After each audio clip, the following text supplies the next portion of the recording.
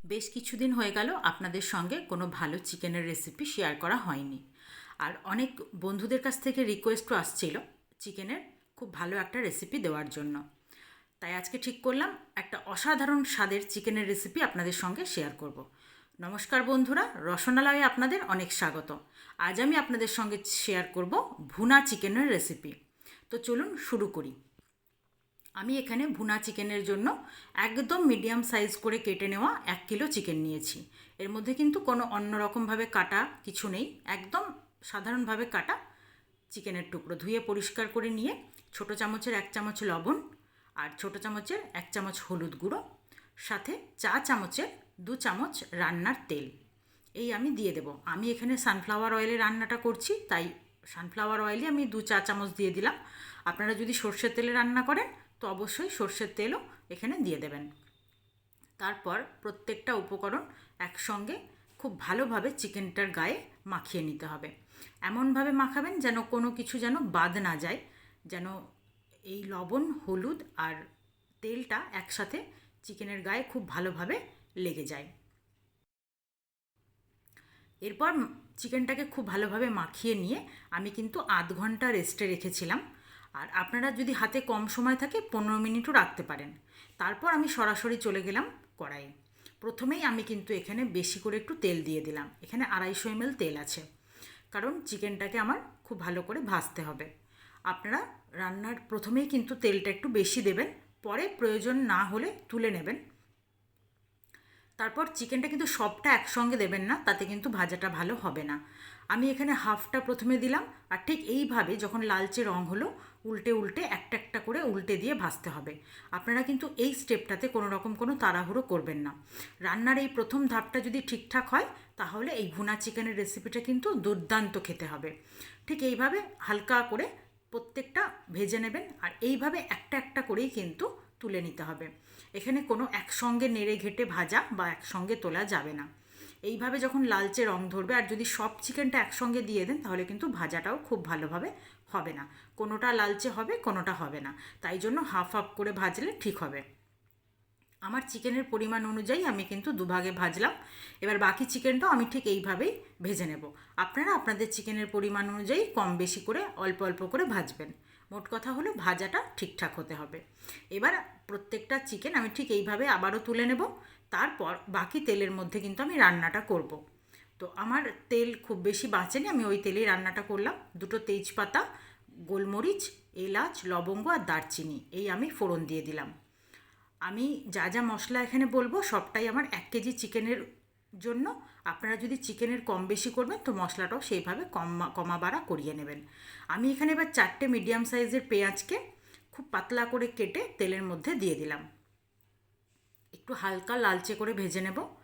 আর আপনারা ওই যে আগেই বললাম যে আপনারা আপনাদের চিকেনের পরিমাণ অনুযায়ী কিন্তু কম বেশি করে নেবেন। এবার ঠিক যখন দেখুন এই রকমভাবে পেঁয়াজটা ভাজা হয়েছে, তখন এর মধ্যে আমি আরও 3টে পেঁয়াজ মিডিয়াম সাইজের বেটে নিয়ে দিয়ে দেব। বাটা পেঁয়াজটা দেওয়া হয়ে গেলে আবারও খানিকক্ষণ ভেজে নিতে হবে। তারপর আমি চলে যাব মশলা।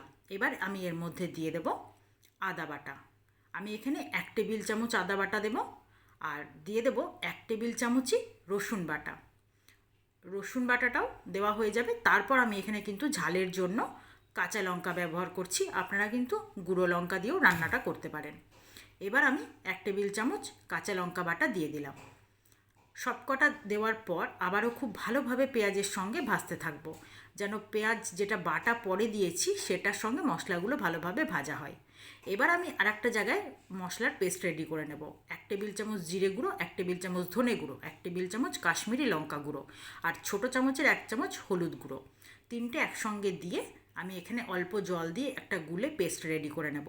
এটা আপনারা আগেও দেখেছেন, আমি গুঁড়ো মশলায় যখন রান্না করি তখন কিন্তু এইভাবে একটু গুঁড়ো মশলাটা পেস্ট করে নিই, তাহলে রান্নার স্বাদ কিন্তু একটু ভালো হয়। এবার আমি দেখুন যে পেঁয়াজটা ভাজতে দিয়েছিলাম বেশ সুন্দর করে ভাজা হয়েছে। ভাজাটা যখন আরেকটু এরকম ঠিক লালচে হয়ে যাবে তখন আমি এর মধ্যে দিয়ে দেবো এবার স্বাদ অনুযায়ী লবণ। লবণ কিছুটা চিকেনের মধ্যে দিয়েছিলাম, তবে সেটা খুবই সামান্য, সেই অনুযায়ী লবণটা দিয়ে দেবেন। এরপর যে মশলাটা পেস্ট করে রেখেছি সেটাও আমি এর মধ্যে দিয়ে দেব। এরপর মশলাটাকে খুব ভালোভাবে আমি পেঁয়াজের সঙ্গে ভেজে নেব। নতুন পুরনো সকল বন্ধুকে আমার চ্যানেলে স্বাগত জানিয়ে যে সকল বন্ধুরা নিয়মিত আমার ভিডিও দেখছেন, আমার পাশে আছেন, তাদেরকে আমার অসংখ্য ধন্যবাদ। আর যে সকল বন্ধুরা আজকেই হয়তো আমার ভিডিওটি প্রথম দেখছেন, এখনও চ্যানেলটি সাবস্ক্রাইব করা হয়নি, তারা প্লিজ চ্যানেলটি সাবস্ক্রাইব করে পাশে থাকা বেল আইকনটি প্রেস করে দেবেন। নতুন নতুন ভিডিওর নোটিফিকেশান সব আগে আপনাদের কাছে পৌঁছে যাবে। আর যে সকল বন্ধুরা ফেসবুক পেজ থেকে আমার ভিডিওটি দেখছেন, তারা অবশ্যই আমার পেজটি ফলো করে দেবেন। এবার মশলার বাটিটা ধুয়ে একটু জল দেওয়ার পর দেখুন কত ভালো করে কিন্তু মশলাটা কষানো হয়ে গেছে, তেলটাও রিলিজ করেছে।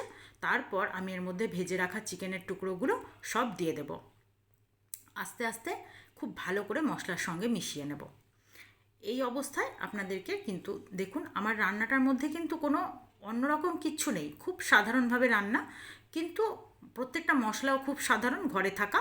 এবার আমি এর মধ্যে ভালো করে কষিয়ে নিয়ে জল দিয়ে দেবো। জল দিয়ে একটু ঢাকা দিয়ে ফুটতে দেবো। আর জলটা কিন্তু আমি এখানে গরম জল ব্যবহার করলাম, খুব বেশি পরিমাণ জলটা দেবো না, অল্প দেবো। এবার ঢাকা দিয়ে ফুটতে দেবো। আপনারা যেভাবে ভালোবাসা দিয়ে আমার রসনালয় বা আমার রান্নার চ্যানেলের পাশে আছেন, বা আমার রসনালয় পেজ আছে ফেসবুকে, তার পাশে আছেন, আমি চাই ঠিক একইভাবে আপনারা আমার ডেলি ব্লগ চ্যানেল সোমার ঘর সংসারেরও পাশে থাকেন। আপনারা প্লিজ আমার ডেলি ব্লগ চ্যানেল সোমার ঘর সংসারকে অবশ্যই ফলো করে দেবেন বা সাবস্ক্রাইব করে দেবেন। আপনারা খুব ভালো লাগবে ওখানে আমার ডেলি ব্লগ দেখতে। এরপর কিন্তু আমার রান্নাটা কমপ্লিট হয়ে গেছে, আমি নামিয়ে নেব। আর এত সাধারণভাবে রান্না অথচ এত অসাধারণ স্বাদ, আপনারা কিন্তু রান্নাটা করলে বুঝতে পারবেন যেটা কতটা দুর্দান্ত খেতে হয়েছিল।